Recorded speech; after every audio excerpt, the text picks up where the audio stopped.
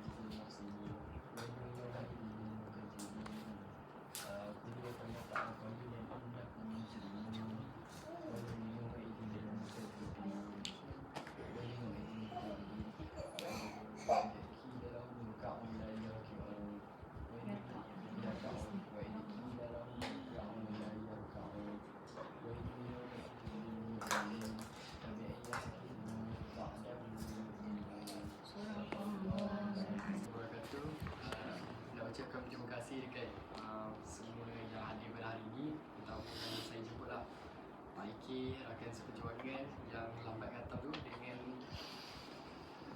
Halaqah Ustazah Fazilah, dengan batch banding yang boleh datang lah. Terima kasih sudi datang luang masa dengan kami hari ini nak khatam Majlis Mursalat. Jadi pertama sekali saya nak ucapkan terima kasih kepada Ustazah Fazilah lah yang membantu saya untuk mendorong ke arah yang lebih baik daripada lebih baik, sebab mungkin sebelum ni saya macam kurang beri apa orang kata effort kan untuk khatam dengan lebih laju. Tapi alhamdulillah Ustazah macam bantu saya dari segi mental dan fizikal untuk bergerak lebih maju lah untuk khatam daripada ketinggalan kan. Jadi selain itu juga saya ucapkan terima kasih kepada sahabat-sahabat Pak Ike terutama sekali dan batch Bani lah yang banyak membantu saya bila macam stres kan, tak tahu nak hafal, bukan tak tahu nak hafal, macam Sebab saya ni orang yang jenis tak boleh macam bagi straight terus saat itu dibuka depan muka banyak-banyak tu. Saya jenis tasbih sikit-sikit lah. Jadi yang sikit-sikit tu lah yang membuatkan saya macam aduh, bila nak khatam ni kan baca sikit-sikit, tapi diorang ni lah yang bantu saya untuk teruskan semangat saya untuk khatam lah. Dan tak lupa juga kepada ibu bapa dan makcik-makcik saya yang selalu mengkerah untuk khatam. Itulah. Jadi itu saja ucapan daripada saya. Terima kasih. KSIB. Tiba-tiba tak lancar ke apa. Takut juga kan. Risau juga saya. Itulah risau. Lepas tu mungkin kena murojaah lagi lah tu. Ya. Lepas ni dia boleh fokus perojaaan. Okay. Mungkin dia dah kurang lah sikit panas kepala tu. Tu lah kalau dia khatam awal, kelebihan dia lepas ni dia boleh fokus nak ulang je kan. Murojaah sebenarnya lagi mencabar. Walaupun hafal tu dia rasa macam susah lah, tapi murojaah orang yang khatam ni lagi lah cabaran ujian dia lagi susah sebenarnya. Harap istiqomah dah. Tu dah. Istiqomah jadi imam lah nanti. Amin. Imam tu kepada keluarga dia pula lah. Maksudnya keluarga yang nanti akan datang bidang tu adalah asas dia kan.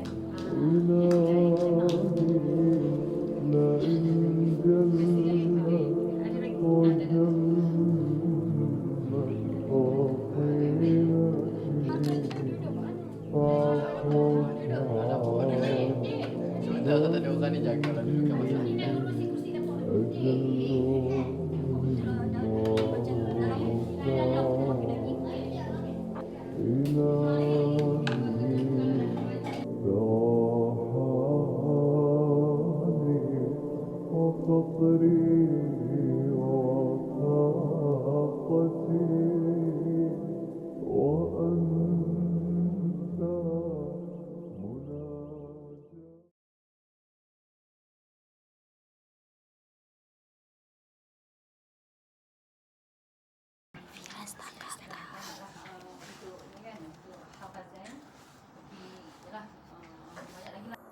هم خير من خلق الإله ومن برى كانوا قواميس الهداية للورى كم كان في أنبالهم من عبرة للناس ما كانت حديثا يفترى من أوصل كتب السماء إلى البشر ما الشمس من نور النبوة ما القمر فقفوا على آثارهم وزنوا بها أعمالكم مستلهمون